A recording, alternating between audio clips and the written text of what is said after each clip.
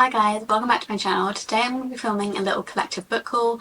These are all the books that I've got since, gosh, what was the first one I bought? I'd like to say it was over a couple months, but I think this is in less than a month. Oh, I feel like my camera's a little bit. Do I have a problem? Yes. I also have no room on my bookshelves left. I think I've got maybe enough room for like 2 more hardbacks and 2 more paperbacks. I just can't stop. I just can't stop. Because my thing is, when a special edition of a book that I love comes out, I just have to buy it, and then I end up with multiple editions of the same book on my bookshelf instead of having space to buy new books. The cycle continues. Anyway, Powerless and Reckless came out with special Waterstones editions. They came out with very similar ones in the US as well. These do have dust jackets, but the dust jackets are, actually I should get them because they have something on the inside. So I just kind of have these dust jackets displayed like this on my shelf so they look like they're a book, because I don't know what to do with them, because I like these without the dust jackets on more, but then the dust jackets are really pretty and I don't know what to do with them. Maybe I need to get like a folder that I can put dust jackets on, but I don't want to like fold them and crease the spine. Or maybe I could put them like inside another hardback, but then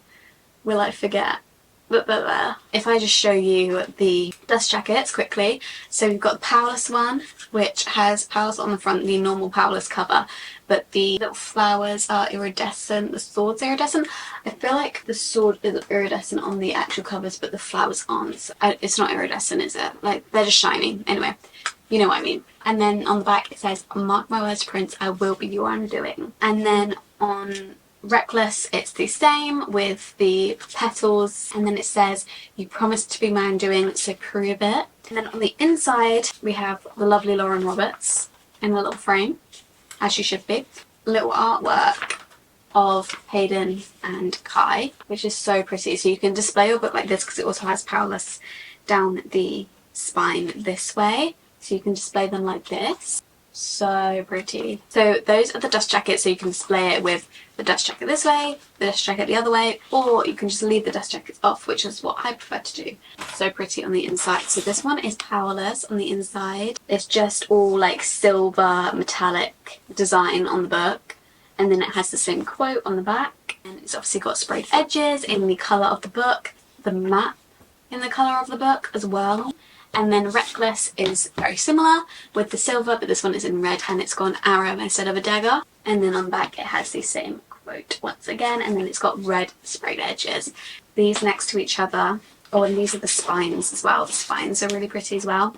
I just think that these next to each other just look so pretty on the shelf, and I think that they look just a tiny bit prettier with the dust jackets off, so I leave the dust jackets off. But if you guys have any ideas of what I can do with my dust jacket, please let me know, because I was looking for like a folder that's specifically designed for dust jackets, but I can't find any. Next I got Fear the Flames by Olivia Rose Darling, and I haven't heard much about this book. I haven't heard anyone read it and their review of it yet, so I don't know what compelled me to pick this up, but I have heard people say that they want to read it. I just haven't heard any reviews for it yet, so you know, this one's a little bit of a blind buy, but I just thought the cover was really pretty. I really like the purple. It's got dragons. There were dragons on the back, so I do love a dragon. "Vengeance is a promise signed in blood, but the princess believed the blood of the dragon flowed through her. The dragons were her kin, and there was not a line she wouldn't cross to liberate her family." It's giving Game of Thrones. I'm sure it's not giving Game of Thrones, guys. Game of Thrones fans, please don't attack me. Then I got The Ashes and the Star-Cursed King, which is the second one in the Second and the Wings of Night series. Can I talk about how much of a brick this is? I received it and I was like, oh my goodness, I did not think it was going to be this big. I don't know how many pages it is. Let me try to check without spoiling anything. She says, and then immediately reads words. It's about 590 pages. I hope it's good because, oh my gosh, it weighs a ton. These books are also really pretty, so you could display these without the dust jacket. And these are just the normal editions, they're not even special editions of these books. I love when there's something inside the dust jacket, because I always take the dust jacket off when I'm reading, and then it's normally just like a black book with just the name down the spine. So when there's something interesting, I really enjoy that for when I take the dust jacket off when I'm reading. This little print on the front, and then on the back it says, "Love is a sacrifice at the altar of power. £22. I don't think I paid £22. Maybe the books are pretty, but they do cost you a little bit more than a standard hardback. To be fair, it is very chunky. Yeah, I'm very excited to read this. It's been a while since I read Serpent and the Wings of Night.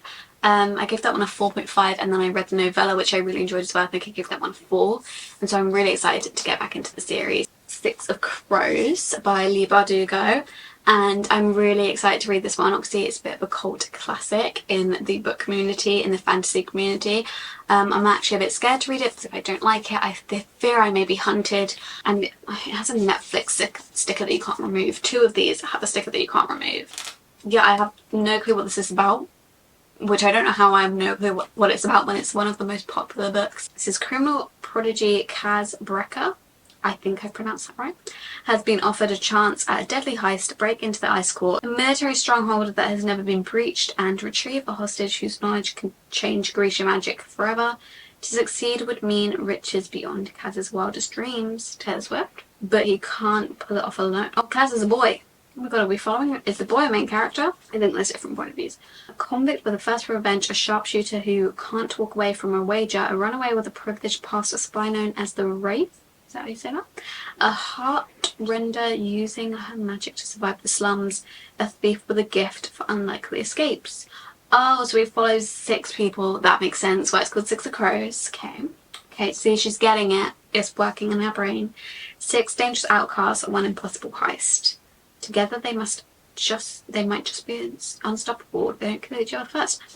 That's so cool. I don't think I've ever read a fantasy where it's from more than 2 people's point of view. Well, actually that's not true. I'm actually just lying, to be honest. But anyway, I have just rarely read a book that is from more than 2 people's point of view, is what I'm trying to say. And so I'm really excited. I can't wait to see what this is about. I really hope I like it, because if not, I might just pretend because I'm scared.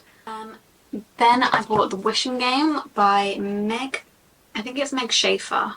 Schaffer? This just looked like a nice, thin, cute cover, easy to read book. And I've heard a lot of good things about it. I think it's basically about this woman who wants to adopt this kid.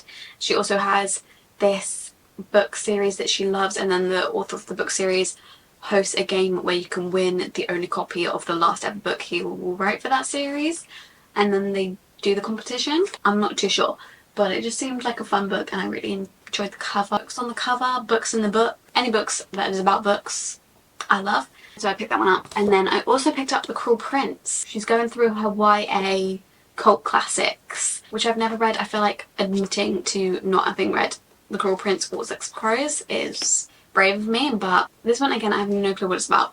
One terrible morning, Jude and her sisters see their parents murdered in front of them. The fearsome assassin abducts all 3 girls and brings them to the world of fairy. Mocked and tormented for being merely mortal, Jude soon realises that to survive in the treacherous, dangerous world of the royal court, she needs to be as cunning and deceitful as the Fae themselves. Why does everyone spell Fae differently?